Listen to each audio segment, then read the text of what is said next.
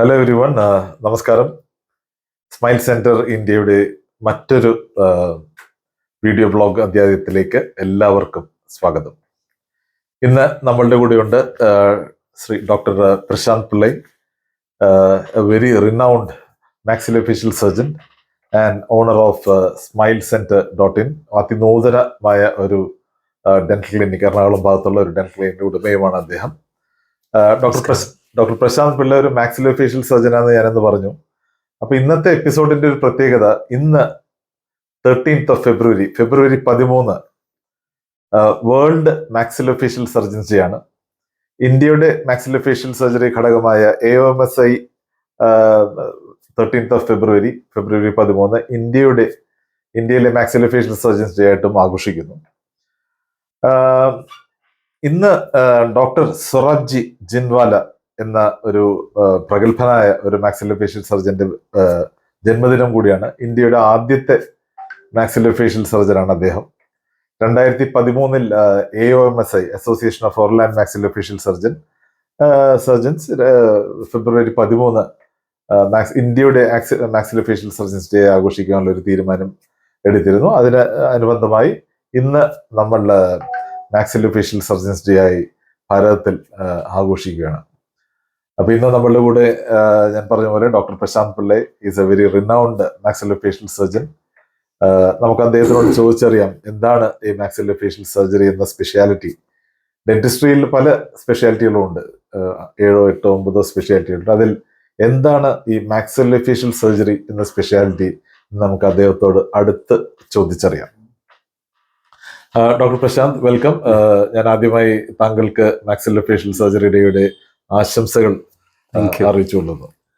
ഈ maxillofacial surgeons എന്ന speciality പലരും ഡെന്റിസ്ട്രി എന്നാൽ ഒരു ഡെന്റിസ്റ്റ് എന്നാണ് അറിയപ്പെടുന്നത്. പക്ഷെ ഇപ്പോൾ പലർക്കും അറിയാം ഓർത്തഡോണ്ടിസ്റ്റ്, പ്രോസ്തോ എന്നുള്ള പോലെ. ഇന്ത്യയിലെ എനിക്ക് തോന്നുന്നു വൺ ഓഫ് ദി ഓൾഡസ്റ്റ് സ്പെഷ്യാലിറ്റിയാണ് ഇന്ത്യയിൽ. ഡെന്റിസ്ട്രിയിലെ ഏറ്റവും ഓൾഡസ്റ്റ് സ്പെഷ്യാലിറ്റിയാണ് മാക്സിലോഫേഷ്യൽ സർജറി. അപ്പൊ എന്താണ് ഒരു മാക്സിലോഫേഷ്യൽ സർജൻ എന്നുള്ള നിലയിൽ എന്തൊക്കെയാണ് താങ്കളുടെ പ്രവർത്തന മേഖല? ഒരു സർജൻ, മാക്സിലോഫേഷ്യൽ സർജൻ സാധാരണ ഡെന്റൽ ട്രീറ്റ്മെന്റിന് ഉപരിയായി എന്തിലാണ് സ്പെഷ്യലൈസ് ചെയ്തിരിക്കുന്നത്? എന്തൊക്കെ ഫീൽഡ് ഓഫ് ഡെന്റൽ സയൻസ്? ശരി, ഇപ്പൊ സാധാരണഗതിയിൽ ഇപ്പൊ ഡോക്ടർ രൂപേഷ് പറഞ്ഞ പോലെ പണ്ട് കാലത്ത് ഡെന്റിസ്ട്രി എന്ന് പറയുന്ന ഒരു വിഭാഗം തന്നെ നിലനിന്നിരുന്നില്ല.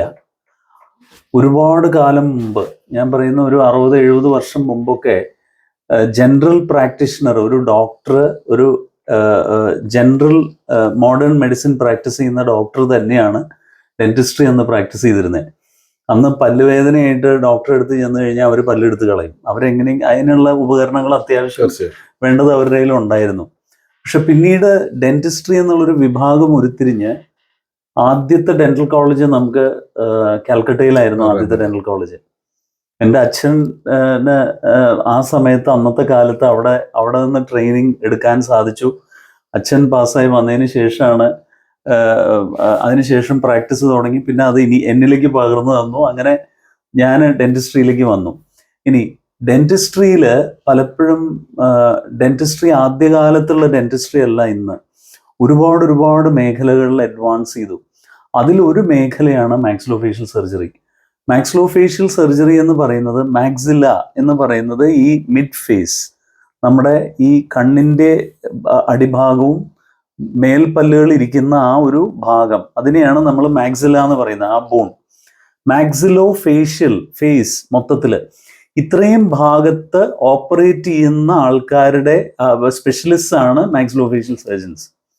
അപ്പം ഞങ്ങൾ കവർ ചെയ്യുന്നത് ഈ ഭാഗത്തുള്ള സർജറി, അതായത് മെയിനായിട്ട് മേൽത്താടിയല്ല്, കീഴ്ത്താടിയല്ല്, പിന്നെ മൂക്കിൻ്റെ ഈ ഭാഗം, ബേസ് ആയിട്ടുള്ള ഭാഗം, മൂക്കിൻ്റെ അടിഭാഗം.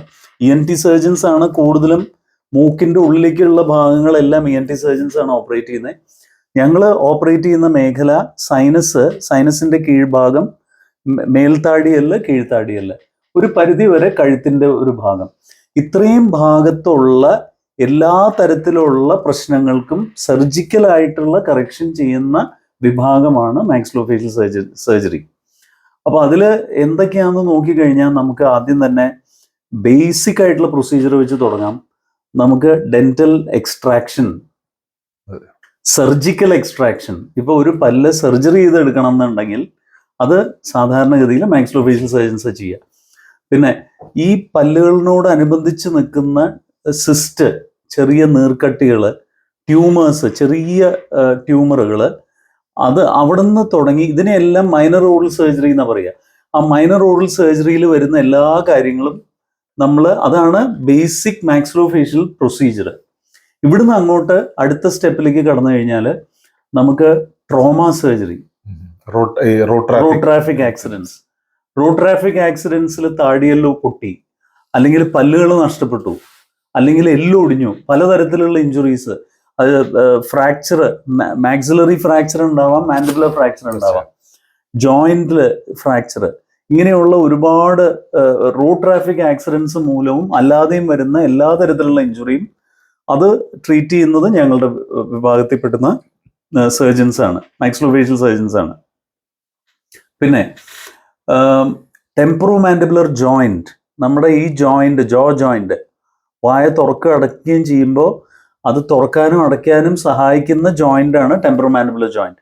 ഈ ജോയിന്റിലുള്ള പ്രശ്നങ്ങൾ, ജോയിന്റ് ഇഞ്ചുറീസ്, ജോയിന്റിൽ വരാവുന്ന പ്രശ്നങ്ങൾ, മറ്റ് പല ട്രിസ്മസ്, ഇങ്ങനെയുള്ള ട്രിസ്മസ് എന്ന് പറഞ്ഞാൽ വായ തുറക്കാൻ പറ്റാത്ത രീതിയിൽ വരുന്ന ഒരു രോഗാവസ്ഥ, ഇതെല്ലാം ട്രീറ്റ് ചെയ്യുന്നത് പലപ്പോഴും ഞങ്ങളുടെ സ്പെഷ്യാലിറ്റിയിലുള്ള മാക്സിലോഫേഷ്യൽ സർജൻസ് ആണ്. അപ്പോൾ ഇതാണ് വേറൊരു മേഖല ഞങ്ങൾ കവർ ചെയ്യുന്നത്. പിന്നെ അടുത്തതായിട്ട് വരുന്നത് മാലിഗ്നന്റ് ലീഷൻസ്. ഇപ്പോൾ ക്യാൻസർ, പിന്നെ അതിനോടനുബന്ധിച്ചിട്ടുള്ള ഒരുപാട് കാര്യങ്ങൾ. അപ്പോൾ പലപ്പോഴും നമ്മൾ ക്യാൻസർ ട്രീറ്റ്മെന്റിന്റെ ഭാഗമായിട്ട് സർജറി ചെയ്യും.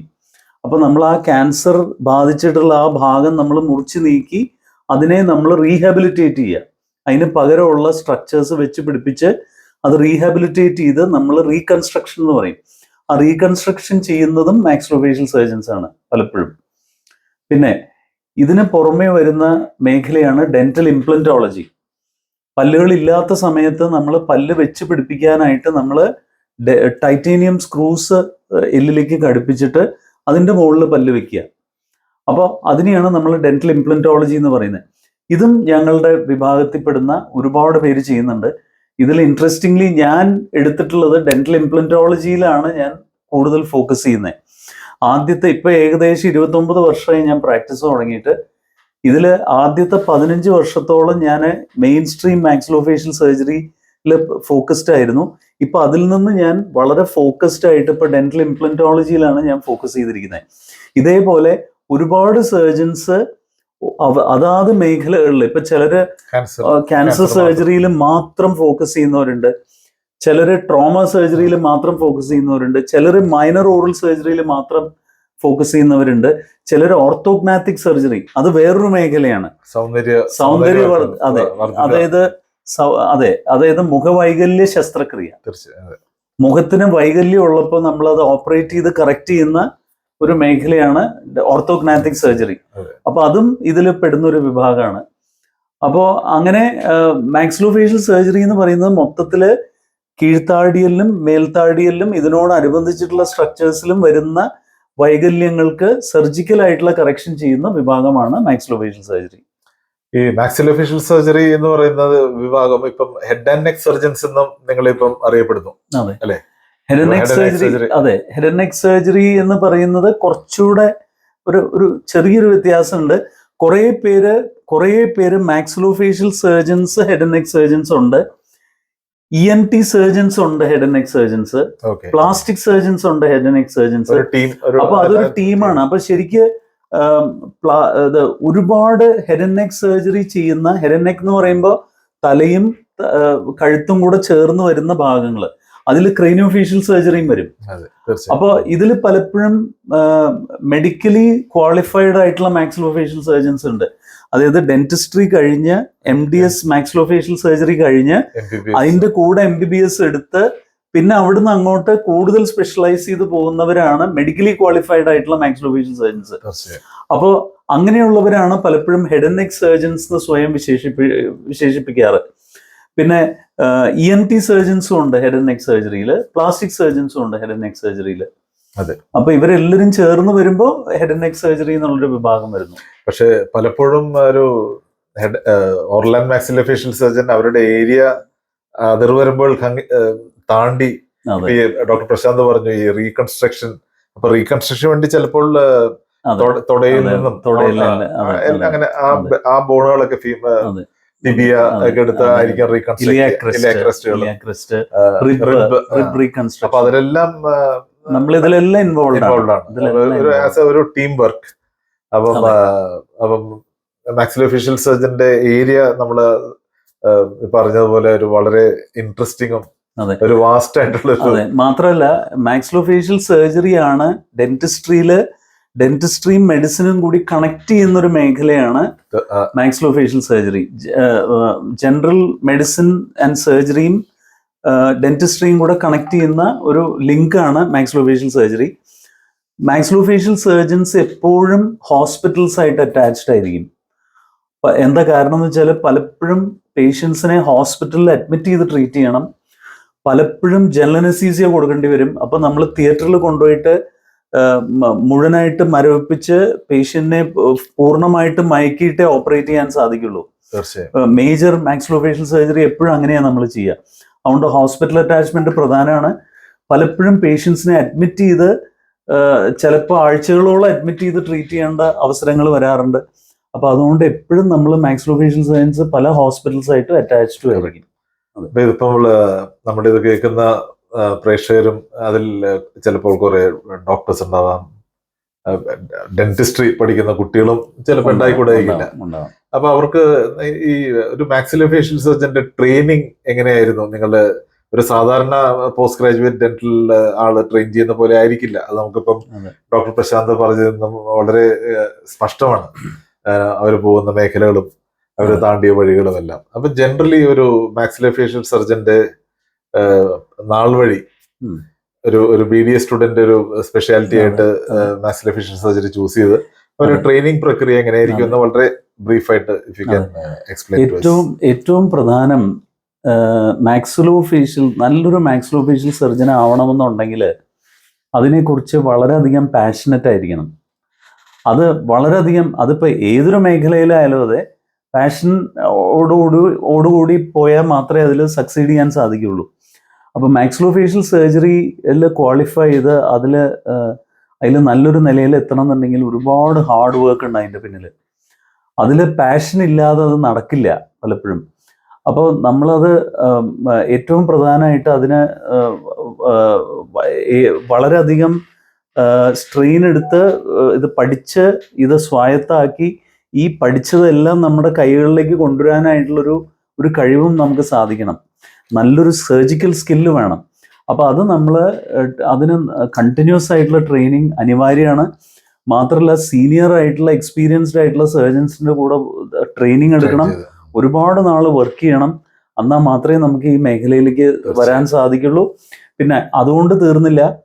എപ്പോഴും ഞാൻ പറയാറുള്ളത്, നമ്മൾ ഈ മാക്സിലോഫേഷ്യൽ സർജറി വളരെ വാസ്റ്റ് ആയിട്ടുള്ളൊരു ഫീൽഡാണ്. അതിലൊരു പ്രത്യേക മേഖലയിൽ സ്പെഷ്യലൈസ് ചെയ്യുന്നതാണ് എപ്പോഴും നല്ലത്. So that you are able to excel in that. ഇപ്പോൾ കേൾക്കുന്ന എല്ലാ ശ്രോതാക്കൾക്കും ഡോക്ടർ പ്രശാന്ത് പറഞ്ഞത് എന്താണ് മാക്സിലോഫേഷ്യൽ സർജറി, എന്താണ് ഒരു മാക്സിലോഫേഷ്യൽ സർജൻ എന്ന് എല്ലാവർക്കും മനസ്സിലായെന്ന് വിചാരിക്കുന്നു. എൻ്റെ ഒരു if you want to put in a nutshell, ഒരു മാക്സിലോഫേഷ്യൽ സർജൻ എന്ന് പറഞ്ഞാൽ അവന് ഒരു പരുന്തിന്റെ കണ്ണുകൾ വേണം, eye of a hawk, the heart of a lion, ഒരു സിംഹത്തിന്റെ ഹൃദയം. ഡോക്ടർ പ്രശാന്ത് പറഞ്ഞ പോലെ ഡെഡിക്കേറ്റഡ് ആയിരിക്കണം. അപ്പൊ ഒരു സിംഹത്തിന്റെ ഹൃദയം ഉണ്ടാവണം. And the hands of A lady, ഒരു യുവതിയുടെ ഡെക്സ്ട്രിറ്റി. സ്ത്രീകൾക്കെല്ലാം വളരെ ഡെക്സ്ട്രിറ്റി ഉള്ള കൈകളാണ്. അപ്പൊ അങ്ങനെയുള്ള ഒരു കൈകളായിരിക്കണം ഒരു സർജന്റെയും. അപ്പൊ ഈ 3 ക്വാളിറ്റി ഉള്ള ഒരാളായിരിക്കണം മാക്സിലോഫേഷ്യൽ സർജൻ എന്നാണ് എന്റെ ഒരു കണക്കൂട്ടൽ.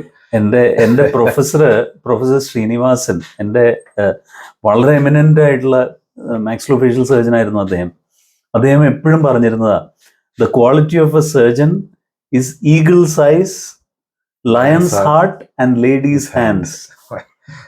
അതാണ് ഇപ്പൊ ഡോക്ടർ രൂപേഷ് പറഞ്ഞത്. അതെ, എപ്പോഴും അത് ഹൈലൈറ്റ് ചെയ്യുമായിരുന്നു. Lions heart, eagles eyes and ladies hand. അതെ, അബ്സല്യൂട്ട്ലി. അപ്പം ഈ ഓറൽ ആൻഡ് മാക്സിലോഫേഷ്യൽ ഡേ ഫെബ്രുവരി 13 നമുക്ക് വൺസ് അഗൈൻ ലോകമെമ്പാടുമുള്ള, ഇന്ത്യയെമ്പാടുമുള്ള, ലോകമെമ്പാടുമുള്ള ഓറൽ ആൻഡ് മാക്സിലോഫേഷ്യൽ സർജൻസിന് നമ്മുടെ ഗ്രീറ്റിംഗ്സ് അറിയിക്കാം. And especially to doctor Prashant, all the very best. Thank you very much. നന്ദി, നമസ്കാരം.